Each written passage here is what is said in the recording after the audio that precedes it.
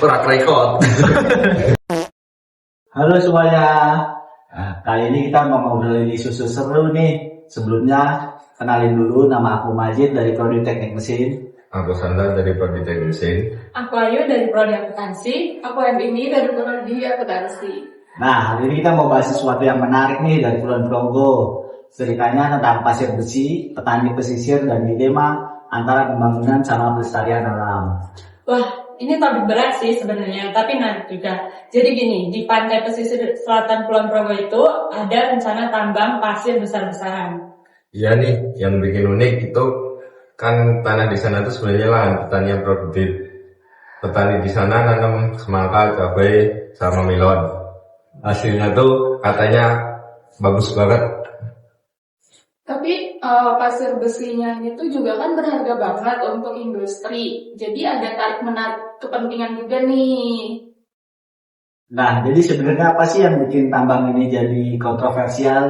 Bayangin aja nih, pantai yang seharusnya jadi pelindung alam malah dikeruk buat diambil pasir besinya.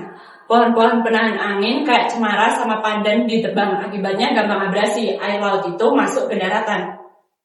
Yang bikin sedih tuh buat petani di sana, tanah itu bukan cuma tempat kerja, itu warisan turun-temurun, ada nilai spiritual dan budaya yang kuat.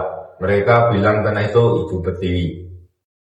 Secara ekonomi itu juga kompleks banget karena di satu sisi tambang ini kan ngejanjiin lapangan kerja, tapi di sisi lain petaninya itu bisa kehilangan sebesar 30-40 juta per hektar untuk per musim tanamnya. Kalau 2000 hektar nih, kayak bayangin aja kerugiannya seberapa besar. Nah, terus masyarakat sekitar gimana tanggapannya? Mereka bikin paguyuban namanya PPLP, Paguyuban Petani Lahan Pantai. Banyak yang menolak keras karena ada bentrok-bentrokan kecil. Ada juga yang sempat ditangkap cuma karena protes. Yang ironis tuh banyak tambang ilegal juga tumbuh karena minimnya pengawasan.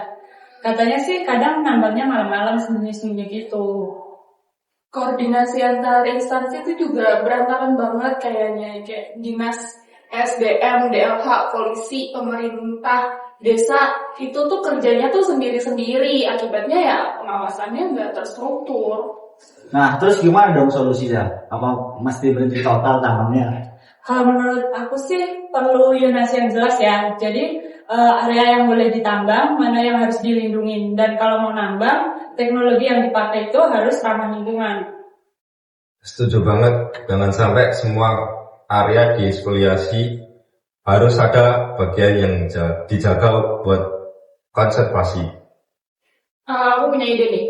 Kenapa nggak dikembangin jadi ekonomi alternatif aja, kayak misalnya bikin ekowisata di pantai atau budidaya ikan tawar.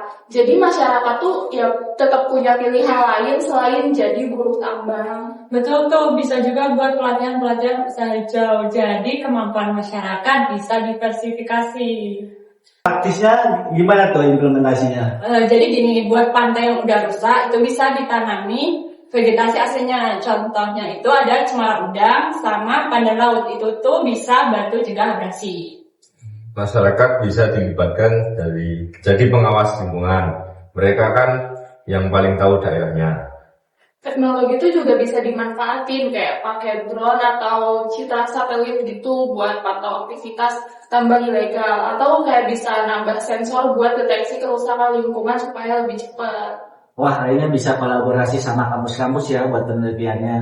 Bener banget tuh, universitas bisa bikin model tambang berkelanjutan yang jadi percontohan nasional. Nah, dari obrolan kita ini nih, kayaknya kuncinya itu cuma keseimbangan ya. Iya, antara kebutuhan ekonomi, pelestarian alam, penghargaan terhadap budaya lokal, nggak bisa salah satu doang yang menang. Dan yang paling penting itu suara masyarakat lokal harus benar-benar didengar, karena kan mereka ya yang paling ngerasain dampaknya sehari-hari. Oh iya, aku jadi ingat nih, aku ada kata-kata bijak. Jadi kita itu tidak mewarisi bumi dari nenek moyang, tapi kita itu minjam dari anak cucu kita. Wah, dalam banget ya.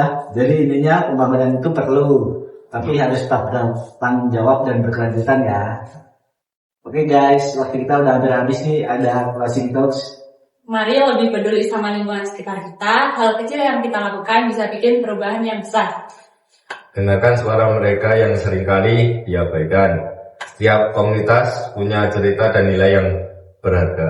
Dan ingat, ekonomi hijau itu bukan cuma tren, tapi kebutuhan untuk masa depan. Wah, keren banget nih closing talks-nya. Thank you ya, Santa, Ayu, dan Dini. Semoga kita bisa bertemu lagi di lain kesempatan. Sama-sama. Dadah. Dadah. Dadah.